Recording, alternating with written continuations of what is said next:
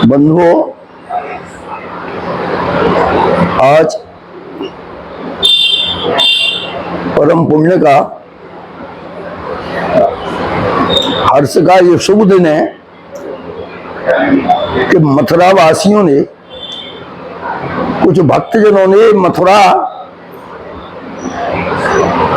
इसके विषय में कुछ जिज्ञासा की है कि मथुरा का क्या महात्म है। मथुरा का महात्म वेद उपनिषदों में वर्णित है। ये 7 पुरियों में मान्य पुरी,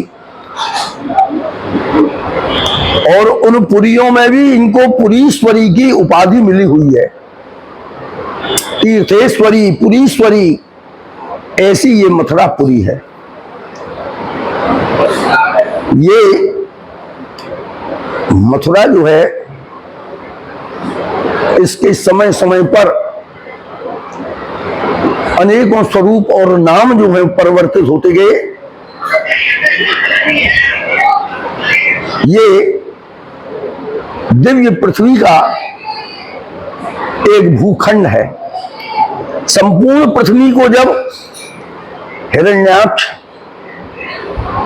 हरण करके आधिपत्य करता हुआ रसातल में गया, स्वयं भगवान ने सतयुग में 12 रूप धारण करके और इस भूमि के लिए आपने उससे छुड़ाई, उद्धार किया और उस हिरण्याक्ष का वध किया। ये सब पुराणों में वर्णित कथा है। सतयुग में भी ये प्रसंग हमको इस मथुरापुरी के विषय में मिलता है। 12 भगवान ने चारों तरफ जलमग्न भूमि को देख करके अब इस भूमि को कहां स्थापित करूं, क्योंकि वो युद्ध चल रहा था हिरण्याक्ष से। ऐसी स्थिति में आपने अपनी आधार शक्ति से, एक जैसे टापू होता है ऐसे एक स्थल को जल में प्रकट किया और उस पर उस भूमि के लिए स्थापित किया। उसकी सुरक्षा के लिए सुदर्शन चक्र को चारों तरफ घुमाया, जो ऊपर से रक्षा हो। और आपने इस तरह का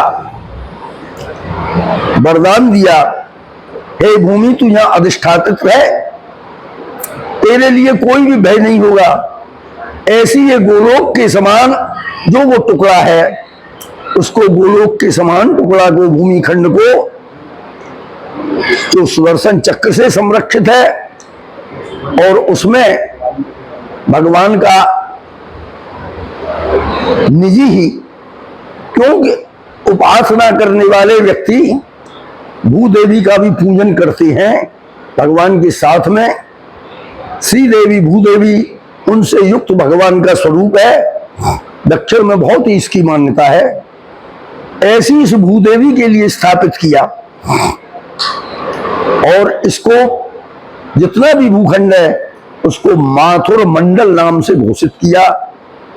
उस माथुर मंडल में बाराह जी का जो ये प्रसंग है, इसी से संकल्प आदि में इसको आद बाराह क्षेत्र बोलते हैं। सुरक्षा के लिए यहाँ शिव जी की प्रधानता है, इसलिए इसको भूतेश्वर क्षेत्र कहती है। सुदर्शन चक्र से संरक्षित है।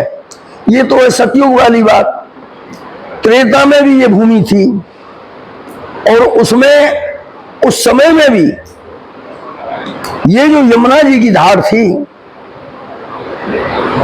ये यमुना के तट पर बसी हुई जो मथुरा है, उसके तट पर ऋषि मुनि, उनकी संतान, जो यहाँ के मथुरा के ब्राह्मण थे, जिनको बाराह जी ने माथुर ब्राह्मण करके प्रसिद्ध किया, ऐसे वो जन सभी ही यज्ञों में राक्षसों के विघ्न बाधा होने से राम जी के दरबार में त्रेता युग में भी गए और अपनी प्रार्थना जाकर के की।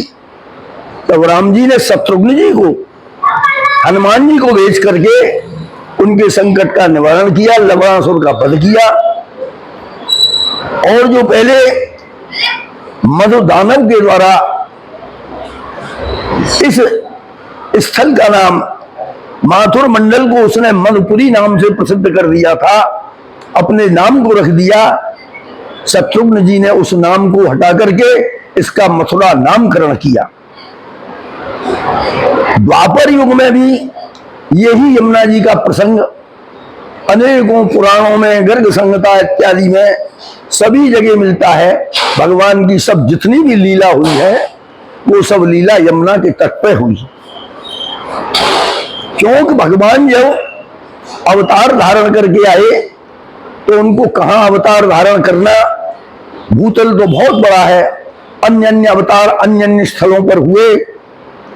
तो ये भगवान ने विचार किया कि मेरा जो प्रसिद्ध, मेरा जो निजी स्थान है, मैं वहीं जाकर के अपने प्राकट्य को, प्रादुर्भाव को लूंगा और ब्रज में जाकर के लीला करूंगा। तो भगवान स्वयं इस भूखंड पर, इस मथुरापुरी में ही आए, जिसका प्रसंग स्पष्ट श्रीमद् भागवत में है। मथुरा भगवान यत्र नित्यम सन्निहितो हरि, हरि भगवान का यहाँ नित्य सन्निधान है। अपने ही घर में आकर के अद्भुत लीलाएं की। आप कृष्ण की लीला के विषय में तो सब जानते ही हैं। भगवान ने जिस समय लीला करने को आए तो अकेला व्यक्ति लीला नहीं करता है। उन्होंने आते समय गोलोक धाम में श्री राधिका जी से कहा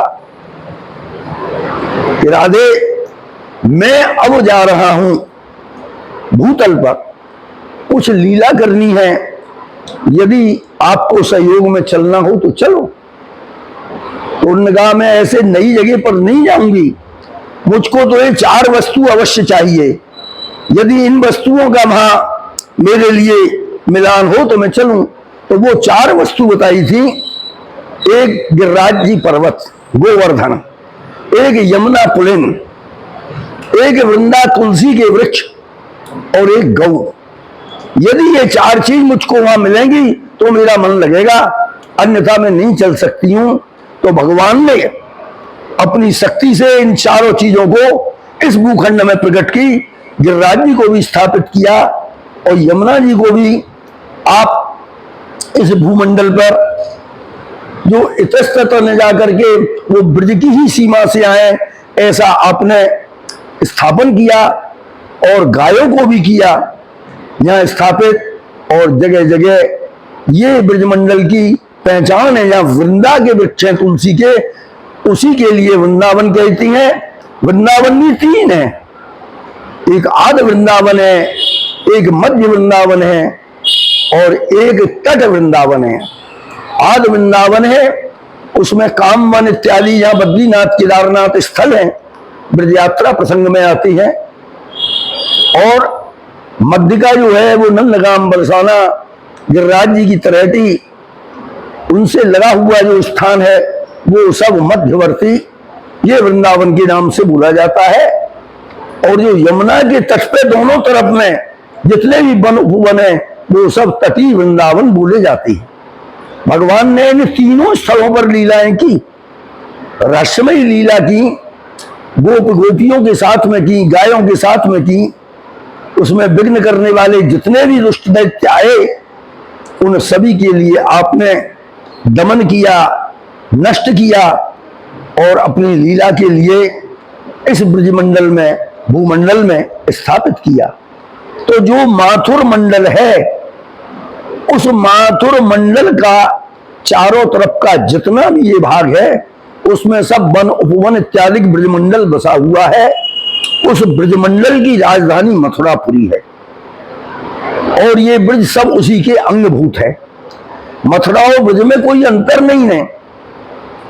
यहां पर आपने इस ब्रज की अधिष्ठात्री श्री यमुना जी को बनाया कि यमुना जी के आने से लीलाओं में सुलभता प्राप्त हुई, इसलिए यमुना जी को ब्रजेश्वरी उपाधि दी। और श्री राधिका जी के लिए सर्वेश्वरी, रासेश्वरी इस प्रकार की उपाधि देकर के भिन्न भिन्न लीलाएं की। ये सब प्रसंग भगवान की लीला में प्राप्त होते हैं। भक्तों को प्रत्यक्ष दर्शन भी हुए हैं। ऐसी श्री यमुना जी का महात्मा जो स्वच्छ जल से गिरिराज की जिसमें परछाई पड़ती थी, पूर्व काल में बतलाती हैं कि गिरिराज जी की छाया भी पड़ती थी, क्योंकि यमुना जी का स्वच्छ जल था और नजदीक में ही थी। गिरिराज जी का भी बहुत ऊंचा विशाल स्वरूप था।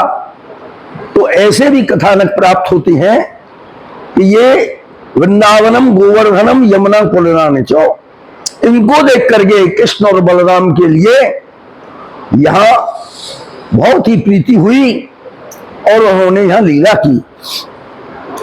इसी प्रसंग में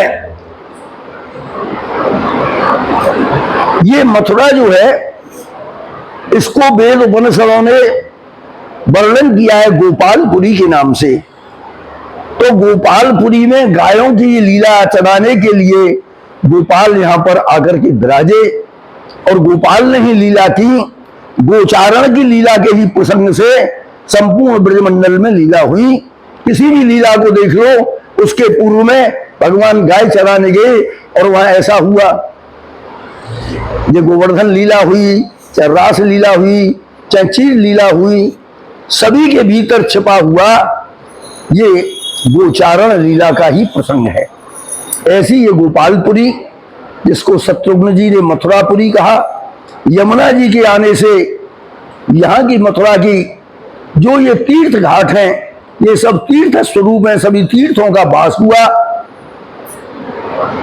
मध्य में इसमें जो विश्रांत घाट है, वो मुख्य हिस्सा मथुरापुरी का तीर्थ विश्रांत घाट है, तीर्थराज कहते हैं इसको। 12 घाट इधर और 12 घाट इधर दक्षिण की तरफ में जो है, 24 घाट उनके मध्य में विश्रांत 25वां घाट, जिसमें कृष्ण बलराम का स्वरूप विराजमान है।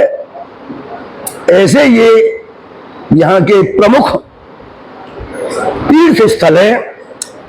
उनके तट पे स्वच्छ यमुना जी की जो धार है, वो चलते चलते भगवान के लीला का स्थल बना। तभी तो भगवान ने लीलाएं अनेकों प्रकार की। काली नाग ने जब प्रदूषित की तो भगवान ने अपनी परम प्रिया श्री यमुना जी के लिए स्वच्छ करने के लिए काली नाग का दमन किया, और उसके प्रसंग में अनेकों लीलाओं को जोड़ा गया। तो बंधुओं, मथुरा का, ब्रजमंडल का और यमुना जी का परस्पर में एक दूसरे से जुड़ा हुआ संबंध है। इस मथुरापुरी में जब भी कोई इस ब्रजमंडल की परिक्रमा लगाने को लिए या ब्रज यात्रा करने को आते हैं, सर्वप्रथम इस तीर्थराज विश्रांत पे आकर के यमुना जी का पूजन करके वहां से ही नेम ग्रहण करते हैं। और मथुरा के लिए जो पुराणों में वर्णित किया है, मथुरा में प्रमुख स्थल हैं। इसमें 5 स्थल प्रमुख हैं। उन क्षेत्रों में अर्क स्थल है, वो विश्रांत से लगा करके रंगेश्वर महादेव के वहां तक जितना भी स्थल फैला हुआ है, वो अर्क स्थल में आता है।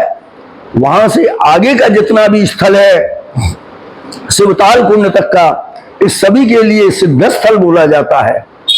शिवताल कुंड से केशवदेव जन्मभूमि वहां तक का जो स्थल है, वो सब शिव स्थल बोला जाता है। और वहां से आगे का जो है, उसके लिए कुश स्थल, पुष्प स्थल जो लगा करके सरस्वती कुंड से और विश्रांत तक का जो भाग है, उसमें ये मथुरा बटी हुई है। ऐसा पुराणों में इसका वर्णन है। ऐसी तीर्थेश्वरी पुरीश्वरी का प्रमुख तीर्थ जो विश्रांत है, वहीं से ब्रज यात्रा आदि का नियम ग्रहण होता है और प्रथम पूजन यमुना जी का होता है। वहां से ये परिक्रमा भी 3 प्रकार की हैं।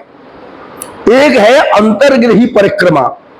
मथुरा में आकर के अंतर्ग्रह में विराजमान जो देवता हैं, उनका दर्शन करना परमा आवश्यक है। बगैर उनके ब्रजमंडल की परिक्रमा नहीं होती है। उनमें ये सब स्थल आते हैं।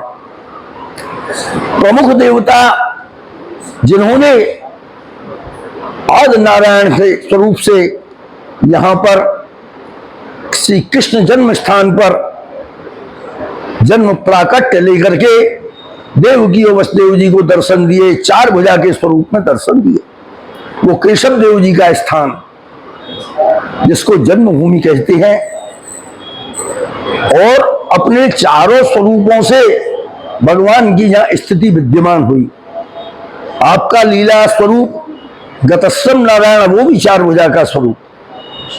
अंतर्गही के अंतर्गत पद्मनाभ का स्वरूप, वो भी 4 भुजा का स्वरूप। और बड़ा स्वरूप दीर्घ विष्णु का स्वरूप, वो भी 4 भुजा का स्वरूप। इसी मध्य में, ये वीर स्थल के मध्य में श्री गोपाल जी महाराज अपने इष्ट देव विद्यमान हैं, जो 2 भुजा के स्वरूप में है, कमल पे विराजमान है, माखन खीर दोनों हाथों में रखे हुए हैं। भक्तों का कल्याण करने के लिए आप विद्यमान हैं। ये गोपाल पीठ उन्हीं के महाराज के बड़े बड़े उपासकों के द्वारा सेवित ये भगवान का स्वरूप है। उन्हीं के पास में शत्रुघ्न जी का स्वरूप है, क्योंकि शत्रुघ्न जी ने मथुरा का नामकरण किया, इसलिए मथुरा में शत्रुघ्न जी की भी प्रधानता है। बाराह भगवान ने भूखंड को ला करके स्थापित किया, बाराह जी की प्रधानता है, भूतेश्वर की भी प्रधानता है। और केशव देव, पद्मनाभ इत्यादि ये भगवान के 4 स्वरूप हैं। इनके अलावा अन्य जो भगवान के लीला के प्रमुख स्वरूप हैं, उन स्वरूपों में ये दिव्य स्वरूप 4 भुजा का स्वरूप, जिस स्वरूप से भगवान ने यह मथुरा में जन्म लिया, और जिस स्वरूप से आप यहां मथुरा से द्वारकापुरी के लिए पधारे, तो वो मथुराधीश होते हुए भी आप द्वारका में जाकर के, द्वारका बसा करके द्वारकाधीश नाम से प्रसिद्ध हुए। ऐसे उन द्वारकाधीश का दिव्य स्वरूप ये भी मथुरा यमुना के तट पर विद्यमान है। ये भगवान के विभिन्न स्वरूप आज जो मथुरा में विद्यमान है, उनका दर्शन करने से प्राणी का कल्याण होता है। किसी न किसी प्रकार से जो जिसके समीप में है, इन स्वरूपों का दर्शन करना मथुरा वासियों का परम कर्तव्य है। मथुरा में रह करके, और जो कोई यमुना स्नान नहीं करे, यमुना का दर्शन नहीं करे, यमुना का पूजन नहीं करे, या ये जो देव स्थल बताए हैं इनमें जाकर के नमन नहीं करे, दर्शन नहीं करे, उसका मथुरा में रहना सब व्यर्थ है। वो तो वो स्थिति बन जाती है जैसे यमुना जी में उसके महत्व को न जान करके अनेकों कछुआ, मत्स्य, मेंढक इत्यादि जो जीव जलचर रहते हैं, वो उस महत्व को नहीं जानते हैं, केवल अपने निवास की सुखता के लिए जानते हुए उसमें निवास करते हैं। संबंध से जुड़ी हुई यमुना जी, और यमुना जी से जुड़ी हुई ये ब्रज यात्रा, और मथुरा से जुड़ी हुआ ब्रजमंडल, और यहाँ के जो स्थापित देवता हैं, ये सभी वंदनीय पूजनीय है। इनके लिए जो मार्गदर्शन करते हैं उनकी प्रधानता है। यदि रह करके भी जो तीर्थ में यात्री आते हैं उनके लिए मथुरा का महात्मा यदि कोई नहीं बतलावे, तो ये उसमें एक कमी प्रतीत होती है। इसलिए ज्यादा से ज्यादा इस मथुरा की सुरक्षा, मथुरा की सुंदरता, यमुना जी की स्वच्छता और इन दर्शनीय स्थलों की सभी की स्वच्छता, ये ही अपना मुख्य कर्तव्य है। तभी अपने द्रव्य की, धन की सफलता भी होती है कि सद्मार्ग से यदि अपने पास द्रव्य आवे और वो यदि सत्कर्म में लगे, सत्संग में लगे, तो उस द्रव्य की प्रशंसा होती है।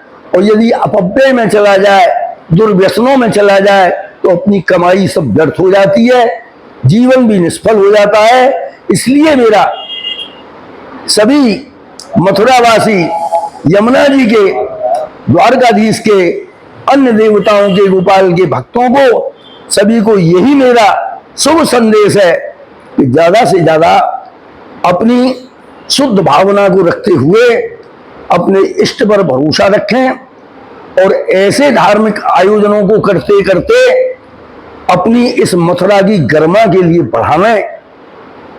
यमुना जी का जो ये प्रदूषित जल चल रहा है, बंधुओं, इस जल में प्रदूषण है। यमुना जी तो सदा शुद्ध हैं, 3 स्वरूप में है, आदि दैविक, आध्यात्मिक और आदि भौतिक। आध्यात्मिक कहीं भी बैठ करके चिंतन होता है, आदि दैविक उनके तीर्थ घाट पे जाकर के पूजन करके बंदन करके होता है। और ये स्नान, ध्यान, दर्शन, पूजन इस भौतिक स्थल पे होते हैं, तो जल में प्रदूषितता है। तो ये नहीं कि यमुना जी गई, यमुना जी है, आज भी विद्यमान है, प्रदूषण के नीचे भी यमुना जी की स्थिति है। तो उनका जो तीर्थ है, उस तीर्थ पे ही यमुना जी की भावना करके स्वस्तिक सतियों बना करके जो पूजन करते हैं, वो यमुना जी की भावना से ही पूजन करते हैं।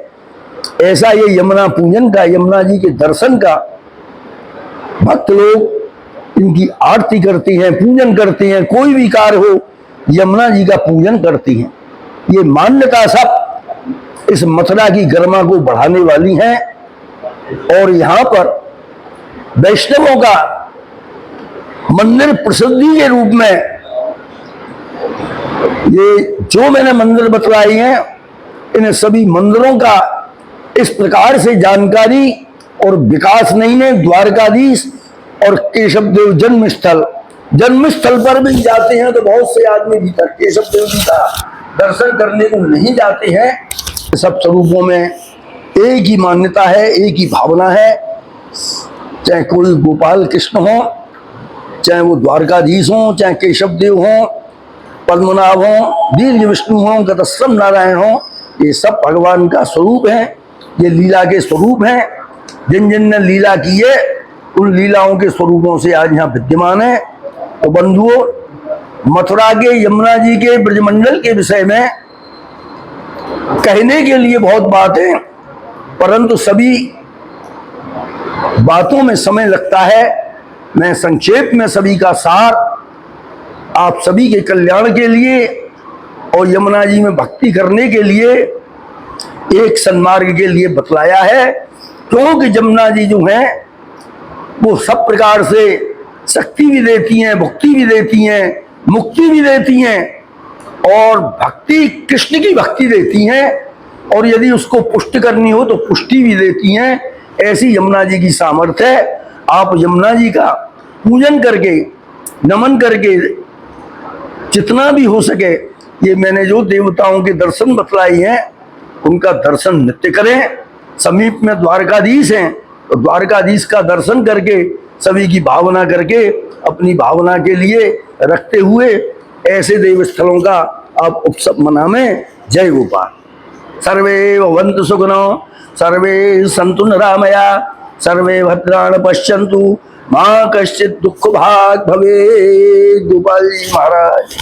मंगलायतन यूनिवर्सिटी 1.5 दशक से शिक्षा के क्षेत्र में नए आयाम स्थापित कर रहा। 70 एकड़ में फैला 8000 विद्यार्थियों व 150 योग्य व अनुभवी शिक्षकों के साथ मथुरा अलीगढ़ के बीच बेसवा में स्थित UGC द्वारा NAAC+ ग्रेड प्राप्त विश्वविद्यालय मंगलायतन यूनिवर्सिटी।